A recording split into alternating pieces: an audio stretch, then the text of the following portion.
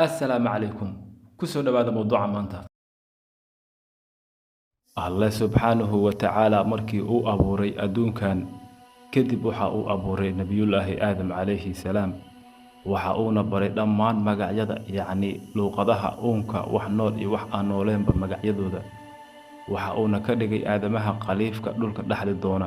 iyagoo noqday ummado kala duwan oo kala af iyo kala midab ah ummad walbana waxa gaarka u ahna ay tahay afkeeda haddaba annaga haddaan nahay Soomaali Ilaahay waxa uu na siiyay af hodan ah aan kaga duwannahay ummadahaasi dunida ku nool intooda kale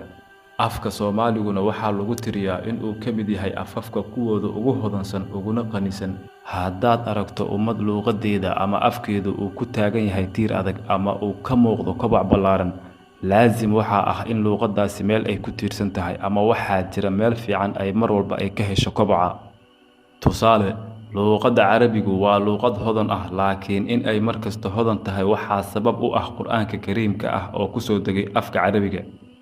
waana marjaca ama meesha loo laabto marka laga hadlayo lisaanul Carabi afafku waa isku mid ma jiro af ka fiican af kale muhiimadda afafku ay sidaan waa isku mid dhammaantood waa hal aalad oo loo isticmaalo in lagu hadlo ama la isku fahmo sidoo kale dad badan ayaa laga yaabaa in afku aqoon ama cilmi inuu yahay moodayaan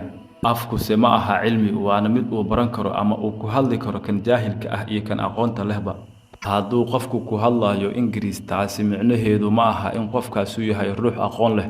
sida inta badan bulshada ka dhaadhacsan waliba maanta bulshada dhexdeeda afka Soomaaligu dadku ma aha kuwa si dhab ah ugu faana waxa ayna ka doorbidaan Ingiriiska ama afafka kale si aad u ogaato heerka uu maanta marayo afka Soomaaliga bas kaliya waxa kuugu filan adigoo soo aada magaalada iyo suuqyada waxaad fiirisaa boorarka ganacsiga xayisiinta kuwa shirkadaha iyo jaamacadaha maxaad aragtaa ma bulsho afkoodii wax ku qorataa mise bulsho afkeedii liidaysa kana dhigaysa afkeedii mid ay iska nacayaan waan hubaa in aad aragtay wax badan oo ka yaabiyay waxaad arkaysaa boor ganacsi af Soomaaligu meesha ugu hooseysa uu ku qoran yahay waliba isagoo lagu qoray far yar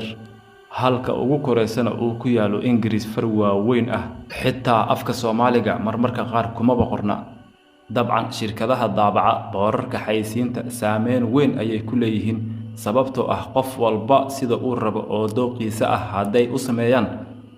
natiijada soo bixi doonta waa mid aan laga soo kici doonin ugu yaraan ha ku dhiirigeliyaan macaamiishooda in afka Soomaaligu uu yahay midkooda koowaad umadi hadduu afkeedii lumo waxa luma fikirkeedii ilbaxnimadeedii iyo jiritaankeediiba afkuna waa uu dabar go'a hadduusan helin ilaalin iyo kobcin joogto ah ama maalinba qayb ayaa tagi doonta imise luuqadood oo dunida soo martay ayaa maanta ahayn wax jira ayna noqdeen kuwa taariikhda ka baxay aaway boqortooyooyinkii ka talin jiray dalka Masar aaway faraacintii xukumi jirtay 4000 oo sano ka hor afkii ay lahaayeen bas waxa ka soo haray raadadkii ay ka tageen wayna dabar go'day luuqadii ay lahaayeen farta ay wax ku qori jireen waxa la oran jiray hieroglyph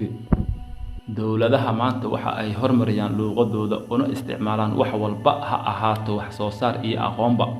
waxaad aragtaan Turki dalka u imaadeen shaqooyin ha ahaado dhakhtar ama ganacsade ama injineer xitaa haddii uu yaqaano English waxa waajib uu iskaga dhigaa afkiisa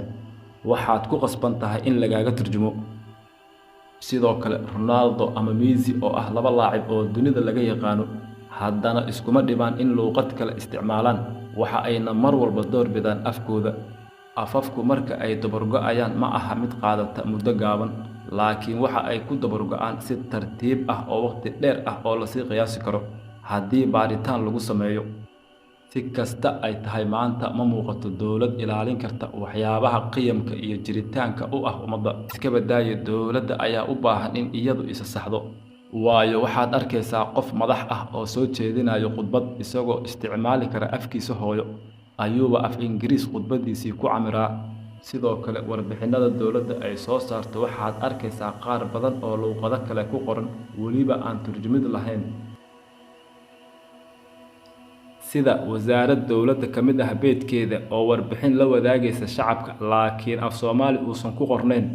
bedelkeediina Ingiriis ama Carabi laga jeclaystay waxaana ognahay in Soomaalidu ay ku hadasho hal af oo kaliya balse haddii ay ahaan lahaayeen dad iskugu jira kuwa ku hadla Ingiriis Carabi iyo Soomaaliba waxbay ahaan lahayd